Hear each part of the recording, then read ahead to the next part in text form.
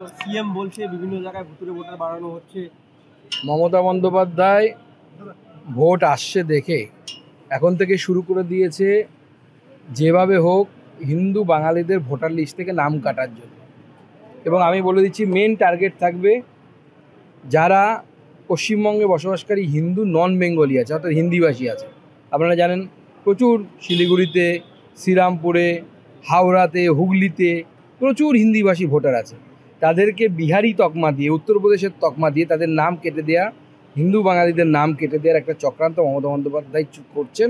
সেই জন্যই তিনি এরকম পরিবেশ তৈরি করছেন, পরিবেশ নির্মাণ করছেন তিনি। এবং বিশেষভাবে বলে দিয়েছেন যে সিটগুলো কম মার্জিনে হেরেছে তৃণমূল, সেইগুলোর প্রতি বিশেষ নজর দেওয়ার জন্য। পরিষ্কার বোঝা যাচ্ছে যে এটা পলিটিক্যাল স্ট্যান্ড, এবং সেই পলিটিক্যাল স্ট্যান্ড একটাই, সেটা হচ্ছে হিন্দু ভোটারদের নাম ভোটার লিস্ট থেকে কেটে বাদ দেওয়া। এই জন্য আমি আপনাদের মাধ্যমে সকল হিন্দু ভোটারদেরকে অনুরোধ করছি, যখনই ভোটার লিস্টের পরিমার্জন হবে, অর্থাৎ ভোটার লিস্টের সংশোধন হবে, সেই সময় অবশ্যই আপনারা ভোটার লিস্টে নিজেদের নাম আছে কি নেই সেটা দেখে নেবেন। তবে সেখানে দায়ী করা হচ্ছে বিজেপিকে। বিজেপির এজেন্সি নাকি দিল্লি থেকে এসছে এই কাজটা করতে। দেখুন, বিজেপির এজেন্সি যদি দিল্লি থেকে এখানে আসতো, আপনার মনে হয় যে মমতা বন্দ্যোপাধ্যায়ের যে মেশিনারি আছে, অর্থাৎ অফিসিয়ালস আছে, ভোটার লিস্ট তো আপনি আমি চাইলে তুলতে পারবো না নাম। সে তো বিডিওর মাধ্যমে উঠবে, এসডিওর মাধ্যমে উঠবে। সেটা বিজেপির এজেন্সির কথা শুনে করবে? এজেন্সি তো আমাদের আছে কি সব পরের কথা। ওনার এজেন্সির নাম তো উনি মঞ্চ থেকে বলছেন, আইপ্যাক এজেন্সি। সেটার আবার মালিককে সেটাও তিনি বলে দিচ্ছেন। আগে প্রশান্ত কিশোর ছিল, এখন প্রশান্ত কিশোর নেই, এখন অমুক কি সামথিং জেন, প্রতীক জেন সে আছে। এজেন্সি যদি থাকে তো তৃণমূল কংগ্রেসের এজেন্সি। এই কায়দাতেই আপনারা মহারাষ্ট্র এবং হরিয়ানাতে জিতেছেন, দিল্লিতে জিতেছেন। দেখুন, এই কথা বলা মানে হচ্ছে সেই জায়গার ভোটারদেরকে অপমান করা। ওখানকার ভোটাররা আমাদেরকে ভোট দিয়েছে। আর সম্ভব এটা যে আপনি এক জায়গার ভোটারদের নাম অন্য বিধানসভায় তুলে দেবেন? আপনি হরিয়ানাতে কোথা থেকে নাম তুলবেন না? তারাই বা এসে ভোট দিবে কি করে? সম্ভব নাকি এটা? পশ্চিমবঙ্গের মতো কোথাও বহু বুথ জ্যাম হয়েছে। এই যে জায়গাগুলোর, যে স্টেটগুলোর নাম শুনলেন আপনারা, বললেন আপনারা, মুখ্যমন্ত্রী বলেছেন, কোথাও একটা অভিযোগ আছে যে বুথ জ্যাম করা হয়েছে? বুথ জ্যাম না করলে তো আপনি অন্যের ভোট দিতে পারবেন না, যতই আপনি নাম তুলুন। সেই লোকটাকে তো নিয়ে আসতে হবে। বিহার থেকে যদি আমি কোনো লোককে এখানে নিয়ে আসি, কস্ট এফেক্টিভ হবে কি? কত টাকা করে লাগবে একটা লোককে নিয়ে আসতে? ধন্যবাদ। বন্দ্যোপাধ্যায় গলা কেটে দিলেও বিজেপিতে জয়েন করবে না। দরকারই নেই, ওরা পচা মাল নিয়ে আমরা করবো কি? দুর্গন্ধ বেরোচ্ছে, গন্ধ বেরোচ্ছে। বলছে কেন বারবার যে বিজেপিতে জয়েন করবো না। আরে বিজেপিতে জয়েন করবো, বিজেপি নেবেই না তোকে, তোকে জয়েন করবি কোথা থেকে? বিজেপিতে জয়েন করার কি দরকার? বিজেপি জয়েন, কালকে অভিষেক বন্দ্যোপাধ্যায় জয়েন করলে পরশু থেকে আমরা দুর্নীতি নিয়ে কথা বলতে পারবো না। স্বাভাবিকভাবে আমরা চাই না যে জয়েন করুন। তাহলে বলছে কেন? বলার পিছনে তো নিশ্চয়ই কোনো রাজনীতি আছে। এখন বলছে কেন সেটা তো উনিই ভালো বুঝতে পারবেন, নাকি জয়েন করতে চেয়ে পারেননি সেই জন্য এই কথা বলছেন, সেটাও হতে পারে কারণ।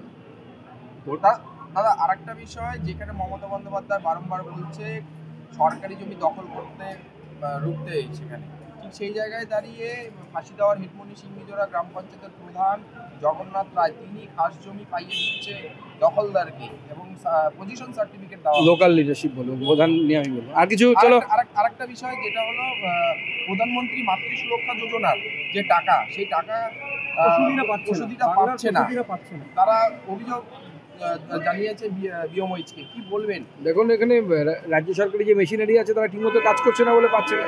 কেন্দ্র তো টাকা আটকে রাখেনি, কেন্দ্র তো টাকা দিয়ে দিয়েছে। এই বিষয়টি দেখবেন দাদা আপনি? অবশ্যই, আমার কাছে এলে পরে আমি অবশ্যই দেখব। ধন্যবাদ।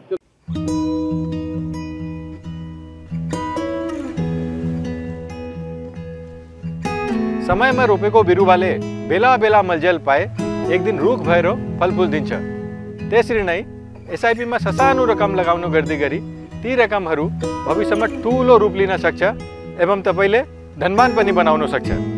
घर बनाउन, उच्च शिक्षा लिन, सुख साधन किन्न, सम्मानित रिटायरमेंट जीवन जिउन, होश में जोश मिलाई एसआईपी में लगानी गरी भविष्य बनाउनुहोस्।